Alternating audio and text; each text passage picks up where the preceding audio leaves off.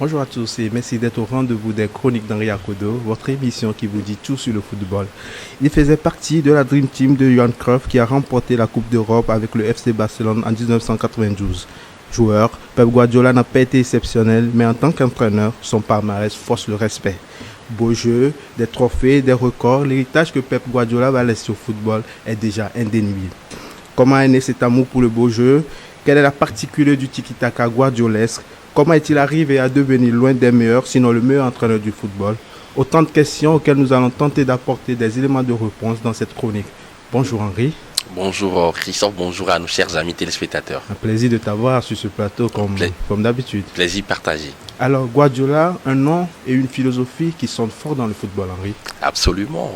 Pep Guardiola, ce nom n'est pas étranger aux amoureux du football. C'est un esthète du football, un révolutionnaire à part entière, un amoureux du football offensif et qui, vous l'aviez dit dans votre introduction, dans votre munition, qui a déjà un impact dans ce qui s'appelle le football total et il a déjà laissé une marque indélébile alors qu'il est encore tout jeune comme entraîneur, 53 ans.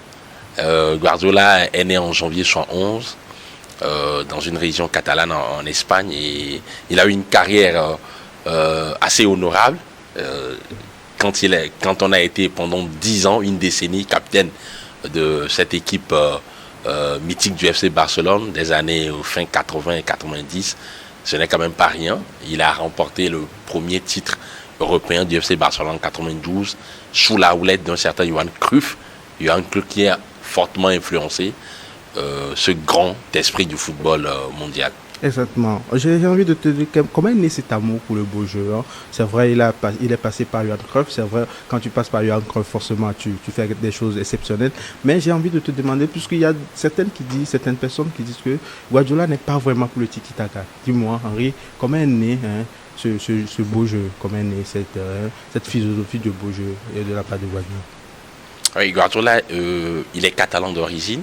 Il a été formé au FC Barcelone, justement. Il a porté les couleurs de cette équipe et sous la houlette son ex-entraîneur de vénérée mémoire, Johan Cruyff, il a appris énormément de choses. Et c'est un joueur qui se démarquait par son intelligence tactique lorsqu'il était en activité. Et en août 2006, quand il a pris sa retraite après un match avec son dernier club au Mexique, tout le monde était unanime sur le fait que c'est un joueur qui va se reconvertir en entraîneur. Et justement, il n'a pas hésité à s'inscrire dans ce qu'on appelle la Ciudad del Football en Espagne, à Madrid, qui est le Clairefontaine espagnol, justement, pour pouvoir passer ses diplômes. Et de là, les gens ont remarqué tout de suite son appétence pour le beau jeu, son amour pour le football offensif, et il passait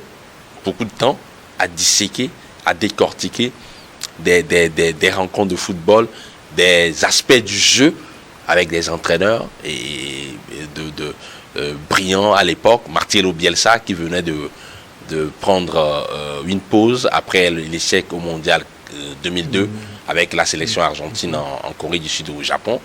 Guardiola s'est déplacé en Argentine et il a discuté avec Marcelo Bielsa. Marcelo Bielsa qui dira, qui avait déjà prophétisé justement qu'il deviendra un grand entraîneur parce qu'il avait véritablement un amour, une appétence pour le beau jeu. Et ils ont passé pratiquement, selon Marcelo Bielsa, lorsqu'il est venu le voir en octobre 2006 à Buenos Aires, 12 heures en disséquant, en parlant tactique des aspects du jeu, parce que ce qu'il faut savoir, c'est que Marcelo Bielsa est l'un de ces entraîneurs qui ont inspiré Guardiola justement sur les sorties de balles. Et il a passé également du temps avec Luis César Menotti, le sélectionneur argentin qui a remporté la Coupe du Monde 78, la première Coupe du Monde de l'Argentine, avec comme joueur à l'époque Diego Armando Maradona. Donc c'est dire que Guardiola, depuis quand il jouait véritablement, lorsqu'il avait pris prématurément sa retraite, on l'a senti tout de suite qu'il était intéressé par le football total, le beau jeu. et il va s'en inspirer et véritablement il va le matérialiser quand il va prendre les rênes du FC Barcelone. Le rênes du FC Barcelone aussi. Justement, quand il est arrivé, il a fait sortir quelqu'un qui n'était pas forcément dans ses plans, Yaya Touré, pour repositionner Sergio Busquets. C'est là on s'est rendu compte vraiment que Guardiola, il a une particularité. Il aime les joueurs qui sortent de la balle. Il aime procéder par des sorties de balle. Une caractéristique très forte de la part de Guardiola, les sorties de balle. Oui, d'abord, il faut préciser qu'il s'est inspiré de pas mal d'entraîneurs. Je parlais de Marcelo Bielsa. Marcelo Bielsa qui est un entraîneur qui prône les sorties de balles courtes. Ricardo Lavolpe, le sélectionneur du Mexique en 2006 à la Coupe du Monde. Le Mexique n'était pas allé très loin dans la compétition, éliminé en huitième de finale par l'Argentine. Mais c'était une équipe qui a fortement marqué Pep Guardiola justement sur sa capacité à pouvoir constituer une chaîne de passes pour franchir la ligne médiane. Et Ricardo Lavolpe, l'entraîneur argentin du Mexique à l'époque, prônait des sorties de balles courtes, mais des prises de risque sur les sorties de balles parce que le ballon avançait au même moment que le ballon. Justement, quand Guardiola a pris les manettes du FC Barcelone, après Frank Rijkaard en 2009, il a tout de suite voulu implémenter sa marque et il s'est séparé de Deco, de Ronaldinho. Mine de rien, Samuel Eto'o devrait partir, mais contre toute attente, il était resté finalement. Et justement, Guardiola, après cette première saison-là, où Yaya Touré était véritablement le titulaire également au poste, ils sont allés remporter la Ligue des Champions. Il a décidé de le sortir de son 11 et il a replacé ce joueur exceptionnel, Sergio Busquets, qu'il avait entraîné, que personne ne connaissait, et qu'il avait entraîné à la Masia. Véritablement, il était un produit de la Masia, mais qu'il avait entraîné dans le Barcelone B à l'époque. Ils ont remporté un titre en 3e division, justement, l'équipe réserve du FC Barcelone. Et donc, c'est lui qui a été véritablement celui qui a promu ce joueur-là, Sergio Busquets et un autre Pedro. Et justement, comme tu le disais, le milieu de terrain, c'est-à-dire le milieu défensif de la pointe basse du milieu à 3 est très important et très essentiel dans les dispositifs de Guardiola parce que ce sont des joueurs qui implémentent cette sortie de balle et qui dictent le tempo au jeu. C'est-à-dire que quand, par exemple, l'équipe est submergée, est sous pression, ce milieu de terrain-là, notamment Sergio Busquets, avait cette propension à s'infiltrer entre les deux défenseurs centraux pour proposer une solution sur les sorties de balles, ce qui apportait une densité numérique et le FC Barcelone sortait rapidement le ballon pour faire mal à ses adversaires. Un schéma en appelle à un autre, des sorties de balles forcément à un jeu de position parce que si on connaît Guardiola, sa marque de fabrique c'est la domination, notamment au milieu de terrain, un système de jeu confiscatoire. Dis-moi Henri, quelle était la particularité du jeu de position de Pep Guardiola? Oui, la particularité du jeu de position de Pep Guardiola, elle est très simple. Dans chaque zone du terrain, dans chaque couloir de jeu, dans chaque interligne, ces joueurs doivent être, son équipe doit avoir une certaine supériorité dans chaque aspect du jeu. C'est-à-dire que ce soit dans les couloirs, que ce soit dans les interlignes, et les joueurs à ce rythme-là doivent être proches les uns des autres pour pouvoir véritablement proposer des sorties de balles courtes et faire mal à l'adversaire. Et à chaque fois, on remarque des triangulations, les triangles qui se forment et qui se déforment, et les joueurs avançaient en bloc et ça faisait ça fait toujours mal à leur adversaire parce que justement, quand par exemple dans chaque zone du terrain, vous avez la possibilité de fixer le bloc adverse et proposer une solution dans les intervalles et servir l'homme qui est libre. Parce que Guardiola, son ADN, à chaque fois, c'est l'homme qui est libre dans le triangle, c'est-à-dire dans la fameuse triangulation. C'est l'homme qui est libre, c'est l'homme qui est face au jeu qui doit être recherché pour pouvoir apporter une solution supplémentaire aux sorties de balles. Et ça dérangeait énormément les équipes adverses. Le symbole de cette réussite de ce jeu de position, c'est quand même le triumvirat Andrés Iniesta, Xavi Hernandez et un certain Sergio Busquets, des joueurs qui étaient complémentaires, qui ont une certaine complicité et une certaine facilité à se retrouver entre les intervalles. Et à ce jeu-là, les adversaires avaient énormément du mal à pouvoir véritablement contrecarrer les assauts offensifs du FC Barcelone. Je parle du FC Barcelone parce que c'est l'équipe symbole de la réussite tactique de Pep Guardiola, justement. C'est-à-dire sur les sorties dans le camp adverse, par exemple, pour l'animation offensive, soit le milieu de terrain, c'est-à-dire sur une relance, par exemple, on peut solliciter l'appui de l'attaquant de pointe qui véritablement aspire l'un des défenseurs adverses, et justement, il s'appuie sur un milieu de terrain, que ce soit Xavi ou Iniesta, qui sont face au jeu. Et à ce niveau-là, ça va très vite. On sert un joueur qui prend la profondeur. Souvent, c'est les ailiers. On a vu Pedro jouer à ce jeu-là. Et à Manchester City, on a vu souvent un joueur comme Silva, Bernardo Silva jouer à ce jeu-là également. Et Sterling dans un passé récent. Donc, ce sont des aspects du jeu qui ont véritablement apporter une particularité à la philosophie de Pep Guardiola. Exactement. Vous avez évoqué le rôle essentiel de Pedro, notamment du trio au milieu de terrain, Busquets, Xavi et Iniesta. Un soir de Ligue des Champions, un soir de finale de Ligue des Champions à Wembley, c'est peut-être pour moi le match le plus accompli dans le football. Et Manchester United-Barcelone, où Guardiola a littéralement dominé cette équipe de Manchester United, et il a surpris plus d'un tactiquement avec le positionnement bas de Messi lors de cette finale. C'est peut-être là la concrétisation de la tactique exceptionnelle de Pep Guardiola. Oui, on parle du jeu de position, oui, on parle du pressing étouffant, du pressing intense, oui, on parle du goût pour les sorties de balles courtes de Pep Guardiola, mais c'est un entraîneur également qui est capable de s'adapter aux qualités de l'adversaire, de s'adapter aux difficultés, à l'adversité. Et justement, comme tu l'as dit, cette finale de la Ligue des Champions 2011 qui s'est disputée à Wembley face à Manchester United est révélatrice justement de cet état de choses-là. Et il a senti qu'en première période, son triumvirat au milieu de terrain ne tournait pas bien, même si en termes de conservation, de confiscation du ballon, ces équipes ont été toujours maîtresses de ce jeu-là, de cet aspect du jeu-là.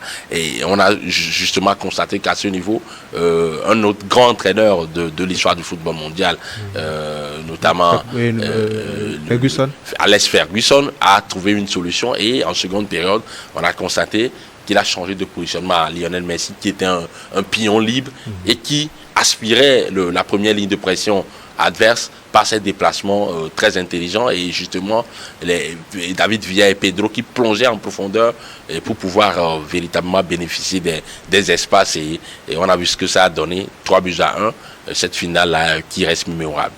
Justement. Et non seulement Pedro et trucs là poussaient vraiment, il y avait aussi les latéraux, notamment Eric Abidal et Dani Alves, qui étaient exceptionnels, qui étaient pratiquement dans la défense adverse. C'est aussi ça la particularité de ce système de Guardiola. Le rôle des latéraux, il est primordial dans ce système. Le rôle des latéraux est très primordial avec Pep Guardiola, que ce soit au FC Barcelone, je vous l'avais dit, avec Eric Abidal, que ce soit au Bayern Munich avec Philippe Lahm, en temps, que ça soit également à Man City avec Joao Cancelo à un moment donné, Walker ou Vardiol désormais. Ces latéraux-là sont essentiels pour Pep Guardiola. On parlait tantôt du rôle joué le rôle que joue le gardien, c'est-à-dire les joueurs de la base défensive, notamment le gardien, les deux centraux et le milieu offensif et défensif. Mais après, les latéraux occupent une place très importante dans son dispositif, dans son logiciel tactique, puisque ces latéraux-là, quand le FC Barcelone quand les équipes de Guardiola attaquent côté droit, par exemple, le latéral gauche doit en même temps s'infiltrer à l'intérieur pour former véritablement un quatuor avec les autres milieux à 3, histoire d'apporter cette supériorité numérique dont on parle, et ça facilite clairement le jeu de position, et ces équipes sont souvent supérieures dans ce jeu-là en termes de maîtrise collective, de maîtrise tactique, et surtout de la même mise sur le match. Et ce sont ces équipes qui dictent souvent le tempo, qui ont souvent la conservation du ballon, et à la pète tout de suite dans les 7 secondes qui suivent, la pression exercée permet de récupérer rapidement ces ballons et d'organiser, d'orienter le jeu dans une zone moins peuplée. Exactement. Est-ce qu'il a tout gagné, Guardiola, que ce soit au Bayern, que ce soit à Manchester City, au Barça. Seul bémol, c'est la Ligue des Champions qui n'a pas remporté avec le FC Barcelone, le FC Bayern autant pour moi. Mais il a joué 3 demi-finales de Ligue des Champions d'affilée. Hein. Dites-moi, Henri, est-ce que sur la base de tout ça et ce qu'on vient de développer, c'est ce qui fait de Guardiola l'entraîneur, sinon le plus grand entraîneur du football? Oui, clairement, un entraîneur est souvent jugé par ses performances, c'est-à-dire à la fin, on va regarder qu'est-ce que vous avez remporté, qu'est-ce que vous avez gagné. Et à ce jeu-là, Guardiola a remporté énormément de titres, vous l'aviez dit, de Ligue des Champions avec le FC Barcelone 2009-2011.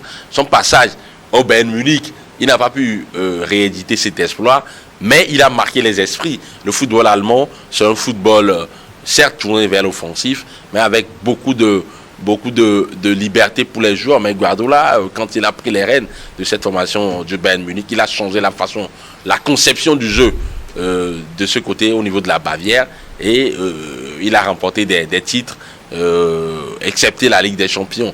Mais après, avec Man City, on a vu que son dispositif véritablement a encore marché. Et regardez un peu, il reste sur 4 sacres d'affilée avec cette formation Citizens, c'est mémorable. Et il a gagné récemment la Ligue des Champions, l'année dernière justement. Et à ce rythme-là, on peut dire, sans se tromper, qu'il fait partie des grands entraîneurs qui ont marqué le football. Justement, vous avez parlé de record. C'est le plus jeune entraîneur à avoir gagné la Ligue des Champions, à 35 ans à l'époque avec le FC Barcelone en 2009. Et ça mérite d'être souligné. Ça mérite d'être souligné. Toi, tu ne vas pas me mentir. Henri, dis-moi clairement, tu situes où Guardiola sur l'échiquier des entraîneurs du football? Tu le mets où? Au niveau de Cruyff ou un peu devant, ou je ne sais pas. Tu mets où Guardiola dans le Gotha des très très grands entraîneurs? Oui, Rinus Michels a été un entraîneur exceptionnel. Johan Cruyff également, en termes de philosophie de jeu, en termes de conception du jeu. Et des entraîneurs comme Arrigo Sacchi ont marqué l'histoire. Louis César Menotti, Jürgen Klopp. Mais sincèrement, Pep Guardiola, quand on regarde un peu son palmarès, quand on regarde un peu ses convictions philosophiques par rapport au jeu, ce qu'il a pu réaliser, la même mise qu'a ses équipes sur des matchs de football, c'est-à-dire ces équipes dites de tempo, quelle que soit la qualité, la capacité de l'adversaire, les équipes de Pep Guardiola ont souvent cette maîtrise collective et technique et tactique.